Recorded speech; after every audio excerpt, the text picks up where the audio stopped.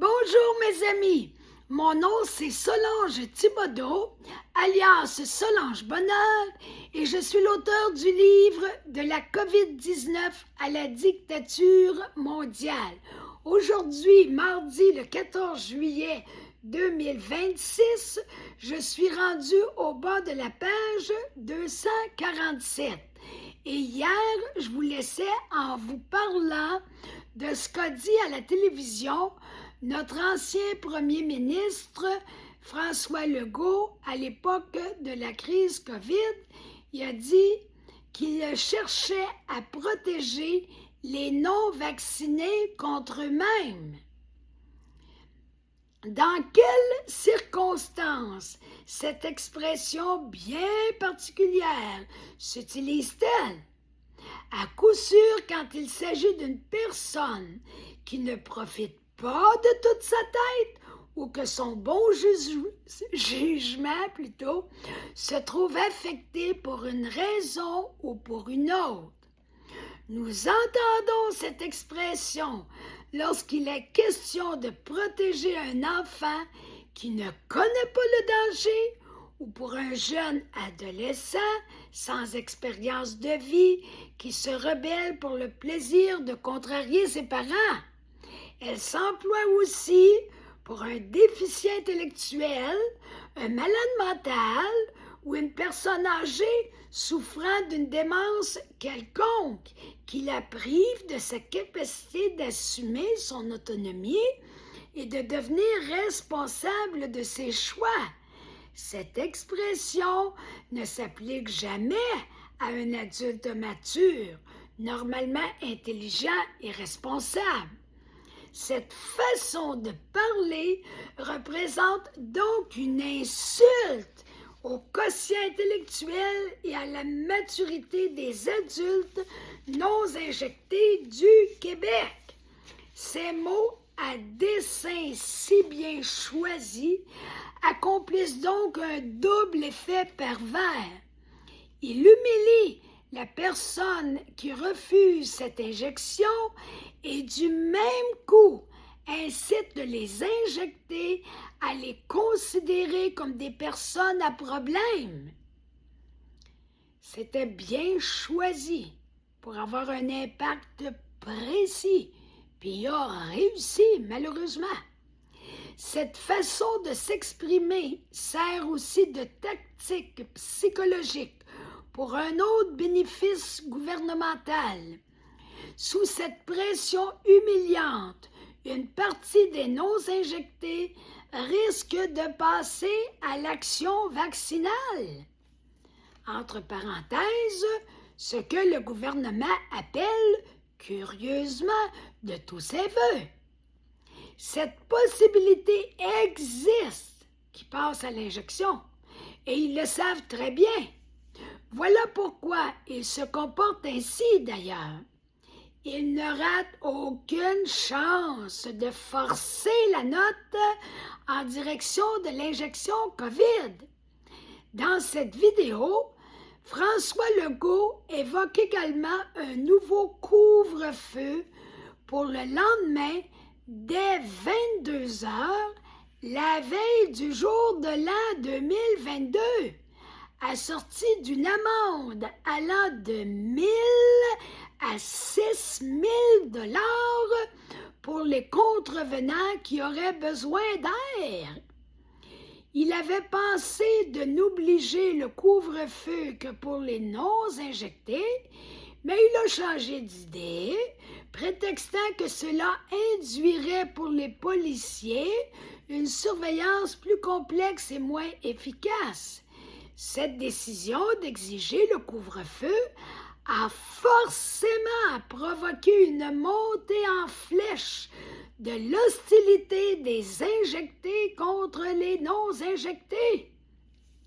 Car par son attitude subtile, François Legault attribuait aux non-injectés la responsabilité de la séquestration à domicile des injectés durant les heures de couvre-feu. Imaginez-vous, le premier ministre il dit « Tout le monde va être séquestré dans un couvre-feu à cause qu'il y en a qui ne sont pas injectés. Fait que ceux-là qui ont été vaccinés, ils en voulaient-tu? Vous pensez à ceux qui ne l'avaient pas été? C'était comme ma gang de cons, vous autres qui ne voulez pas vous faire vacciner, là. C'est de votre faute si on est emprisonnés chez nous. Oh oh! Il y avait de quoi mettre de la chicane entre les gens, les familles, les couples. Il y avait une guerre, là, incroyable entre les vaccinés et les non-vaccinés.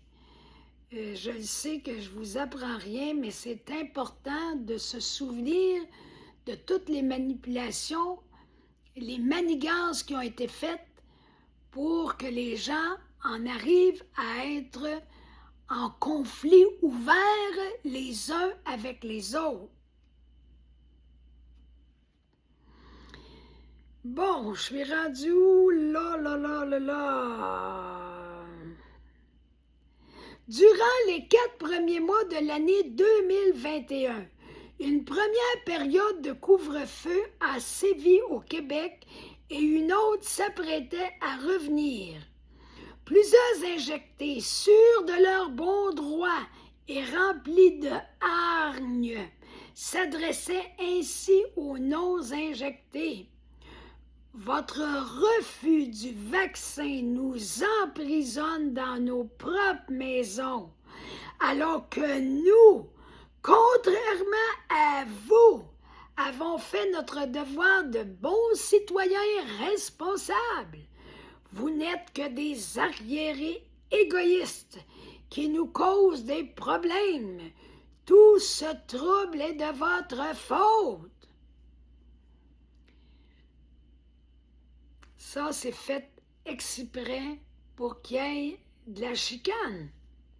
Pour en ajouter une couche dans cette vidéo, il mentionnait qu'en élargissant l'exigence du passeport vaccinal, il voulait accorder des avantages aux injectés. Entre guillemets, des personnes responsables attestant de leur bonté de cœur. C'est une question d'équité, concluait-il. Voilà à l'œuvre un expert en manipulation dans toute sa splendeur. J'ai nommé M. François Legault, ancien premier ministre du Québec durant la crise COVID.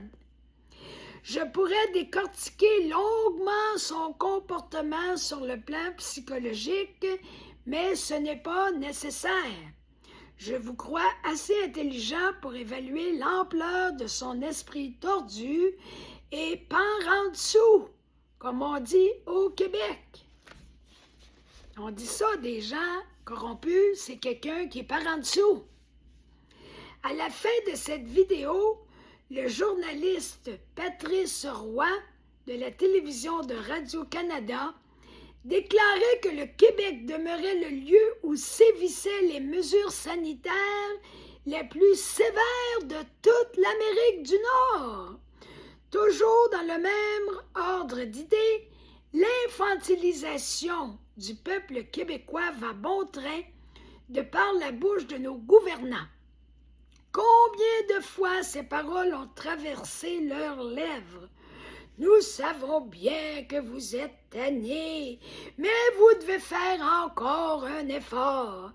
Cela me rappelle mon enfance où en 3e ou 4e année de l'école primaire, notre professeur en juin tentait ainsi de nous raisonner. Je sais que vous êtes tannés de l'école parce qu'il fait beau et chaud, mais vous devez faire encore un petit effort avant les vacances. Habituellement, un adulte bien constitué dans son esprit est capable de se raisonner par lui-même. Il n'a pas besoin d'entendre « Je sais que vous êtes tanné, ». C'est-tu infantilisant? Il ne fait pas preuve d'immaturité en ne maîtrisant aucunement ses émotions. Les enfants, en phase d'évolution et d'apprentissage de la vie, ont besoin de l'intervention des adultes pour les aider à former leur esprit en vue de prise de conscience nécessaire. Mais quand il s'agit de sermonner des adultes équilibrés, parvenus à maturité, quelque chose d'anormal se produit. Ça sent la manipulation. Une petite cloche devrait sonner dans nos têtes. À entendre les alliés du gouvernement, j'ai l'impression que dans la société, ils cherchent à faire passer l'idée que les complotistes réagissent comme de petits enfants gâtés et capricieux, des tout-petits qui ne comprennent pas encore que dans la vie, des sacrifices nécessaires nous attendent devant certaines circonstances particulières, comme dans celle de la COVID. Alors, je vous laisse là-dessus pour aujourd'hui. On va reprendre le tout demain. D'ici là, prenez le temps de liker la vidéo, de la partager autour de vous, de vous abonner à ma chaîne YouTube et je vous encourage également à aller vous chercher mon livre en format numérique ou en format papier. Vous aurez toutes les informations en allant à ma première publication de ma page Facebook. À demain et d'ici là, bonne fin de journée.